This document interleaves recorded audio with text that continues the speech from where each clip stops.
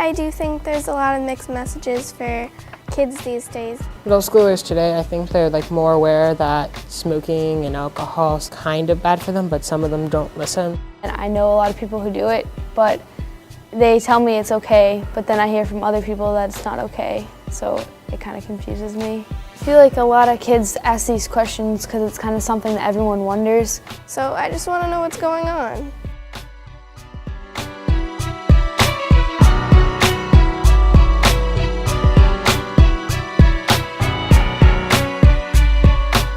It seems like a lot of high school students are drinking and smoking, and if it's supposed to be really bad for you, then why is everyone doing it?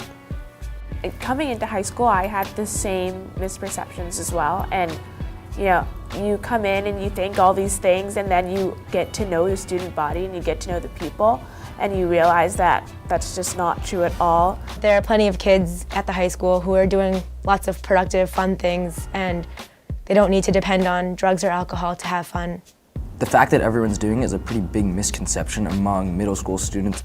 In a recent survey, around 60% of kids reported not doing drugs or alcohol in the past 30 days, so that's not regular use of drugs or alcohol.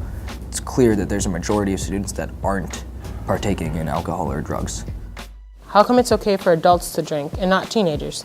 During the teenage years, the brain is still developing. It's one of the more important times of brain development. Drinking a lot of alcohol or smoking, especially binge drinking, that can really harm your neuron development, your brain development. Just go look it up on the internet yourself. Just Google teen brain development and the effects that alcohol and marijuana have on it. When you're a teenager, your frontal lobe is not fully developed yet, and that is the part of the brain that helps you make decisions. So if you're drinking and smoking, you will not make rational decisions, then you will do something that you will regret. Now that pot's medicine, it's okay to use, isn't it? Just because it is something that doctors are prescribing doesn't mean it's safe for everyone. It's safe for the people who need it.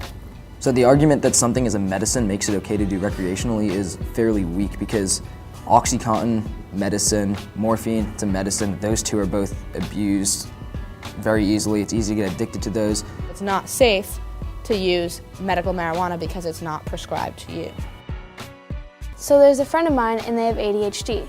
Their doctor gives them pills and they're allowed to take it, so why would it be bad for me to take it? He takes that medication to make him function properly. If you're already functioning properly and you take medication like that, it can have negative effects on you.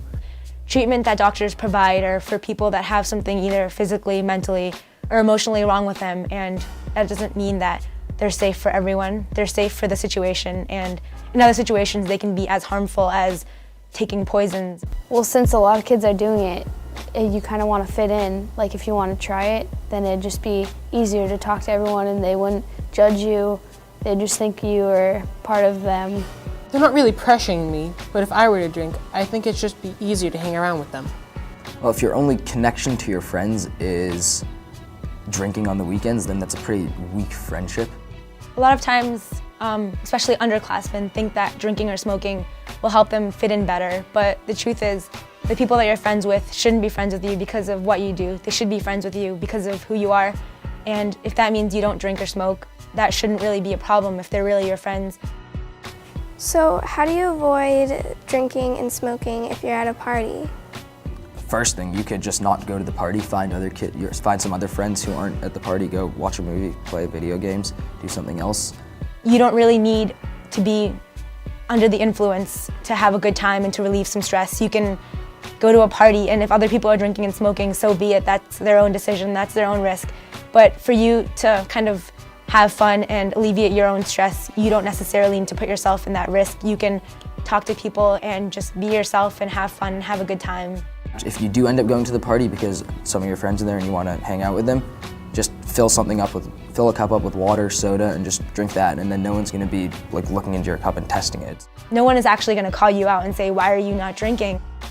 I know some high school kids, they drink and smoke. I mean, they seem all right. They're not addicted or dying in car crashes. What's the big deal about it?